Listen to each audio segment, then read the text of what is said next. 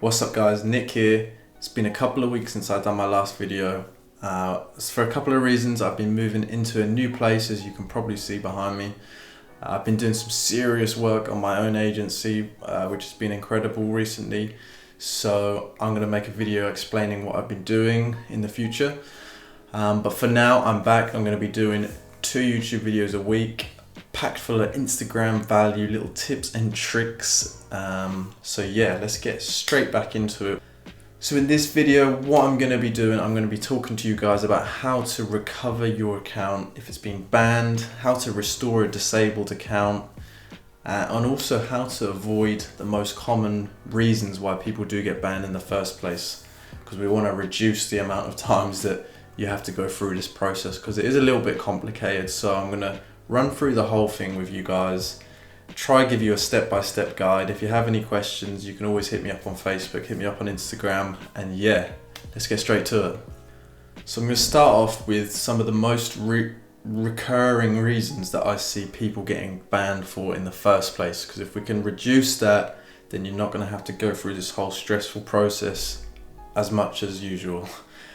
So the most common reason I see people getting banned, and probably is 75% or more, is copyright infringement. So it's not as bad as it sounds. It's normally just you're reposting somebody else's content who doesn't want other people using it. Now Instagram's full of people using other people's content, so it can be a little bit difficult to differentiate which content you can use and which content you can't use. If you're ever in any doubt, just check with the original owner. If you know who they are, just send them a message, a DM, and just ask if that's okay to use their content. If you see other people reusing it, chances are it's okay to be repurposed. Just credit the original owner in the caption and it all should be alright. The second most common reason I see people getting banned is for inappropriate or disallowed content. Now that doesn't have to be like nudity or pornographic content. That can be slightly grey area content. So a lot of people I know who have cannabis related accounts do lose their accounts quite a lot as a percentage compared to other niche accounts, which is annoying because obviously cannabis is legal in many states. It's a valid business which a lot of people are involved in. So the fact that you can get banned just from posting related content really sucks. Instagram, you really need to sort that out at some point. But for now, all we can do is be as careful as possible. Try to not really blatantly promote cannabis. The things that I find cause the most problems are actual pictures of weed, like nugs, the actual plant. Cannabis related products seems to be okay. There's less trouble with that. One thing I would say, if you ever get your post deleted by Instagram, it's like a warning. So if it happens again, you might lose your account. Normally you only get your content deleted if somebody reports it. So unfortunately all it takes is for an angry person or somebody who doesn't appreciate the content to report it, and that could be the first step in you getting a warning or even losing your account, which really sucks. Right, now we're going to get to the juicy bit, the bit I'm sure you've probably skipped through the video for: how to unban or recover a disabled, deleted or banned Instagram account, whatever you want to call it. So this really sucks. When you lose your Instagram account, often you've put years in, you put at least months, weeks, you put some time into it. So to lose it feels really demotivating and you think it's the end of the world, but it's not, because you can get it back. And following this guide, which I'm going to lay out step by step, you can get your account back. So what we need to do, we need a couple of things in place. First, we need to be at a laptop or a desktop. The reason I say laptop or desktop is just to reiterate, not your phone. A lot of people who use Instagram are on their phone, so you could be tempted to do this from your phone. Don't do it, just take my word for it. Go to a laptop, go to a desktop, use your home IP, your home Wi-Fi IP. Don't use your 4G network, don't use a VPN, use your home IP. For some reason this just works better in Instagram. I can't tell you exactly why. Obviously if you're using a VPN and they can tell that something's shady. 4G is a shared network, so other people could be using the same IP as you. So just use your home IP. It's normally clean and it seems to work best. Once you're on a desktop or a laptop with your home IP, you want to load up the appeal form, the Instagram appeal form, I call it. So what I'm going to do, I'm going to include that link to it in the description below. I'll call it the unban link or something like that. So look in the description, click that, but please make sure it's from a desktop or laptop, and please make sure it's from your home or residential Wi-Fi. Once you're on that form, there are, I think, 4 or 5 little forms to fill in, little questions to fill in. First one will be, is your Instagram account used to represent a business or a service? Now, a lot of you guys, it will be used to represent either a business or a service. Doesn't matter. You want to click no for this. You want to say that it's your personal account. I'm not 100% sure why that works best, but you get such a better response when you say it's your personal account. Even if it is a business account, don't worry. You get a better result by saying it's a personal account. So hit no for that question, and then we'll move on to the next one, which I believe is your name. So they will ask you what your name is. You don't have to use your real name. You can use your real name. It doesn't matter. What matters is that you remember what you put in that form, and I'll explain why in a minute. But either use your real name or use a fake name. It doesn't really matter. Just remember what you put in there. Then they'll ask for your Instagram username that was banned. So just put in the username that was banned without the @ just your username. Under that is your email address. So put in your lovely email address, whichever it may be. It doesn't have to be the one that was used with the account, okay? You can use the one that was used with the account, or you can use a separate one. It doesn't matter. Obviously, when the account's restored, it will still have the same email that was used with it when it was active. So nothing to worry about. You can use any email. And then the last question will be, where are you based, or where are you from? Now, I'm from the UK, but every time I do the unban form, I click USA. And I would suggest wherever you're from, click USA. Reason being, you get such a better response and a faster response from Instagram.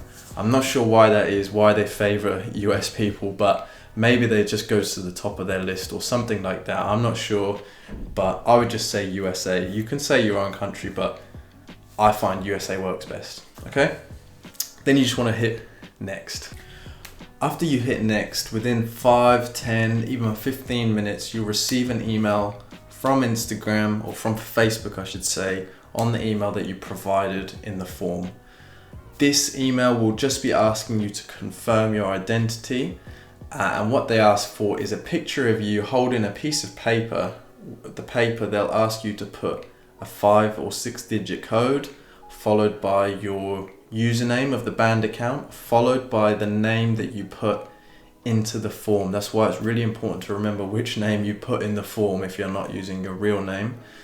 So write all that on a piece of paper, take a selfie. They want your face and the piece of paper in it, and just reply to that email with that picture. There's no text needed, just reply with that picture, and then you're ready for the next stage.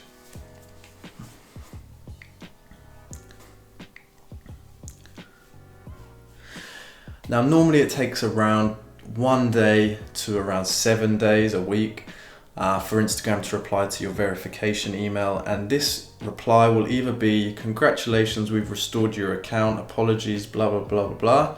In that case, congratulations, you've got your account back already. I'm sure you're very happy.